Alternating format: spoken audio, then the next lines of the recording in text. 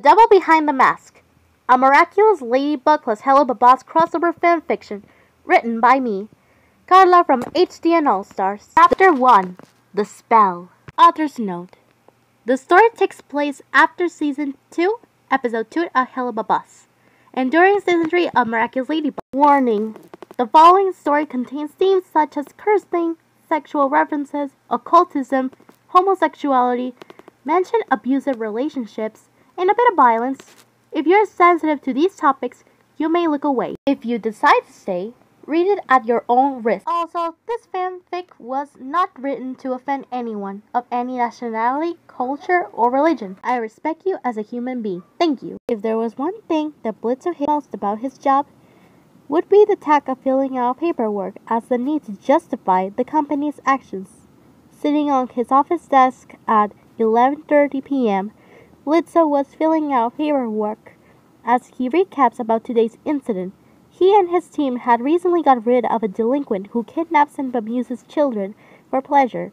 Their client was the father of one of the criminal's victims, and although he wasn't a good person in life since he was sent to hell, he still cared about his daughter, and he didn't want her to die in the hands of that monster. Blitzo and his team took care of the situation by taking the guy's life away, sending him to the pits of hell where he will pay for his sinful actions and suffer for eternity. After they finished today's job, Blitzo invited his employees Moxie and Millie, as well as his hellhound daughter Luna, to a club to celebrate today's victory. Unfortunately, Blitzo had to leave early to finish today's paperwork, leaving his employees and daughter inside the club, where they're still partying at this hour without him. Stupid employees, stupid paperwork. Oh, darn it! He cursed under his breath before punching his desk with his fist. He then scattered the papers before noticing a particular book in his office. It was the grimoire that he used to gain access to the living world and do his job. The same grimoire that he borrowed from a Goetian prince in exchange for a night of passionate fornication per month during the full moon. Although he didn't mind visiting Stolas per month to get all dirty with him in bed as a way to vent his frustrations with his partner, he wished that he didn't have to feel obligated to do so for his company's sake. While the prince did tell him to be careful not to lose the book, he didn't say anything about using the book for other spells.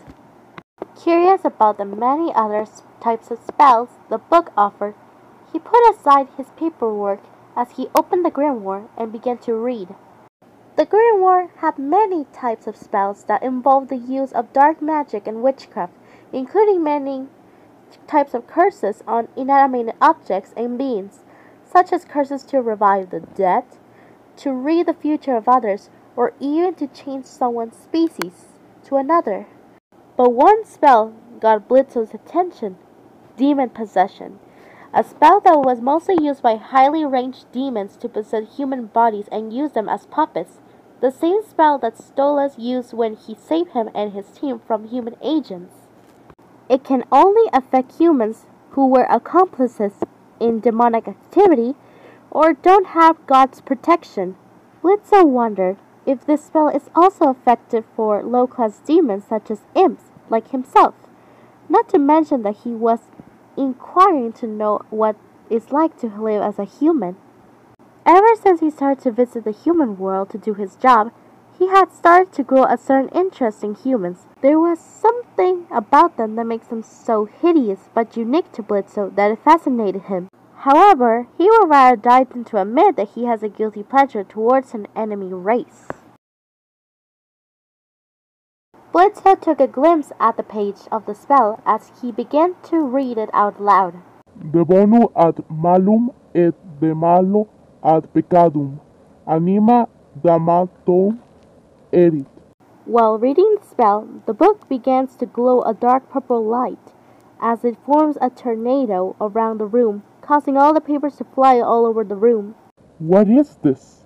What the frick is going on? Blitzo shouted as he freaks out at the sudden presence of magic. He knew that magic was going to appear if he read the spell out loud, but not like this. It lasted for 30 seconds until it suddenly stopped. This caused Blitzo to have a migraine, which led to his fainting and getting unconscious.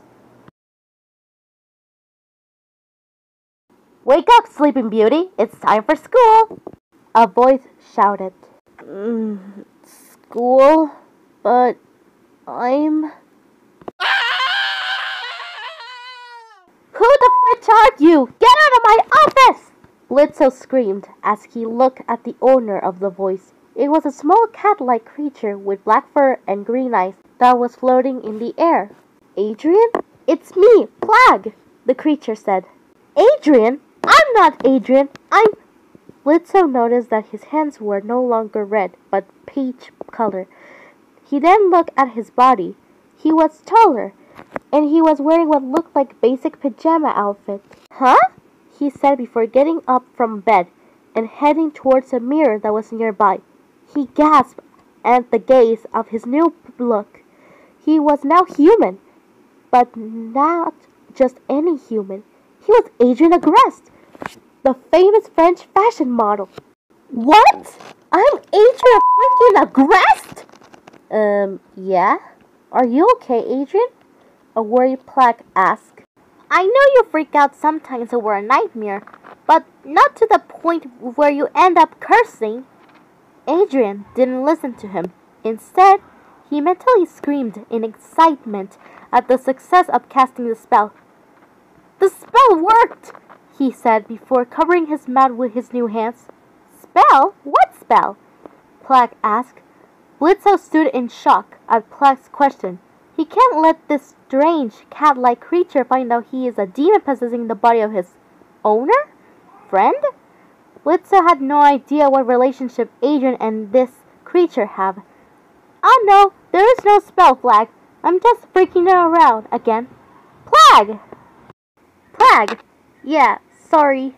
The possessed Adrian apologized nervously. "Adrian, is everything okay? I heard you screaming." A new voice was heard as she opened the door to Adrian's room.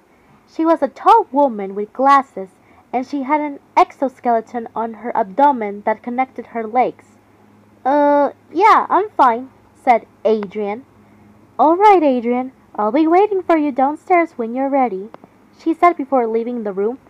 After she left, Blitz smiled evilly as he leaned towards Adrian's closet. He was excited to know that he now had the access to expensive, luxurious clothes that would make everyone want to worship the floor he walks through. Not enough to make the noble families of hell jealous, but still good enough to look like an icon in comparison to the other humans. However, he lost his excitement after opening the closet door that revealed Adrian's outfits, or should I say, outfit. "The fridge is the shoot.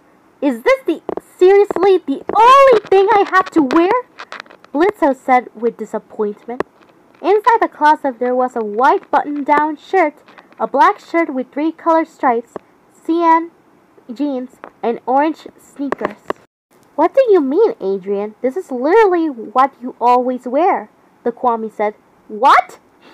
Ugh, they smell like rotten cheese," he complained, sticking his tongue out. "Hey, at least they smell better than that stinky cologne you used during your father's ads," Plag responded. "Fine.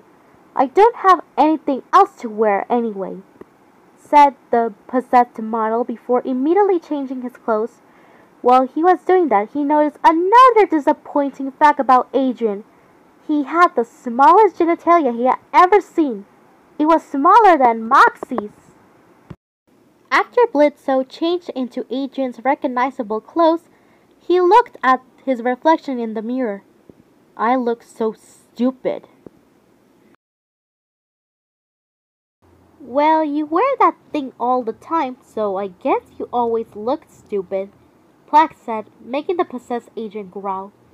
Blitzo later made his way downstairs and met the face of the Agreste fashion company, Gabriel Agreste, who was busy designing a new outfit that he didn't even bother to look directly at his son. "Have a good day at school, Adrian," Gabriel said without looking at him. Sure. Blitzo simply responded before feeling a little strange after he talked to him. Something was disturbing yet familiar about Gabriel. It felt like his presence was profane and unholy, which was surprising considering the man looked average, and he's supposed to be a fashion designer, but his outfit looked like something that came out of a trashy Hallmark movie. How pathetic! Is this rich a-hole not bothering to look at his supposed son? Blitzo mentally asked before he hits his way out of the aggressed mansion, where Natalie and Adrian's bodyguard, who was in the car, were waiting for him. Remember, you have a photo shoot at the park this afternoon, Natalie told him. Sure, whatever, Blitzo responded with disinterest before he got inside the car. Before the bodyguard drove him to Adrian's school, Ponce du Pont College.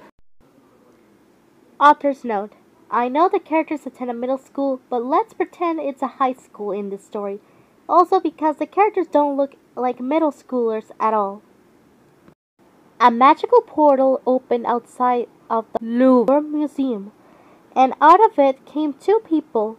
One was a white-haired woman wearing a revealing occult outfit, and the other was a tall, gray-haired man with red glasses and an elegant outfit. The people around them were surprised to see them, but they got back to doing their business since there was no supervillain or hero in sight. Luna, are you sure he's somewhere out around here? The tall guy asked. Well, of course. If there is one place on Earth where the smell of sewer and bird shit is this bad, it would have to be the city of cliches, she responded. I hope you're right.